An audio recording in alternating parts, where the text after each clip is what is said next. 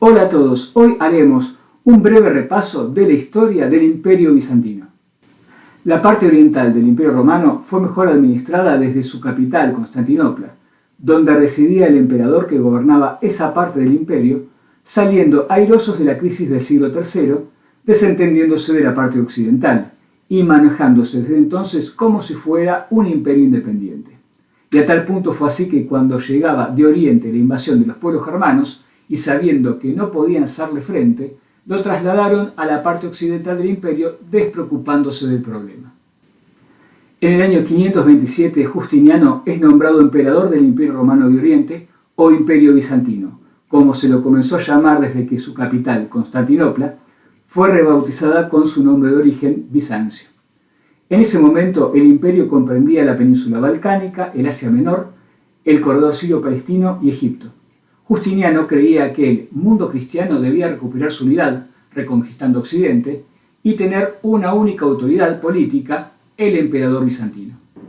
Antes de intentar este objetivo, Justiniano emprendió la reforma del imperio, reorganizó la administración central y mejoró la recaudación de impuestos. Influido por las monarquías orientales, creó un ceremonial en la corte que tendía a sacralizar su persona y se convirtió en un monarca teocrático, con poderes políticos, militares y religiosos. Se preocupó también por lograr la unidad legislativa del imperio, apoyándose en la restauración del derecho romano, para lo cual los juristas de su corte recopilaron las constituciones imperiales y las disposiciones vigentes, eliminando lo que había caído en desuso. Reformado el imperio, Justiniano emprendió la reconquista del mundo cristiano. Sus tropas se apoderaron del norte de África, de todas las islas del Mediterráneo, de la península itálica y del sudeste de la península ibérica. Sin embargo, poco después de la muerte de Justiniano, los bizantinos perdieron los territorios conquistados en Europa occidental en muy poco tiempo en manos de otros pueblos. Con la segunda invasión bárbara, los eslavos, los ávaros y los búlgaros ocupan el norte de la península balcánica, mientras que, por otro lado, los árabes desde el siglo VII conquistan el corredor sirio-palestino, Egipto, el sur de Italia y el norte de África. Y finalmente los turcos en el siglo X toman también el este del Asia Menor, quedando reducido el imperio a el sur de la península balcánica y al occidente del Asia Menor. Aunque con una fuerte base helenística, la cultura bizantina recibió influencias de elementos romanos, cristianos y orientales. En arquitectura sobresalieron por la belleza de sus iglesias. Las cúpulas son una característica de los edificios bizantinos, cuyos interiores están decorados con mosaicos.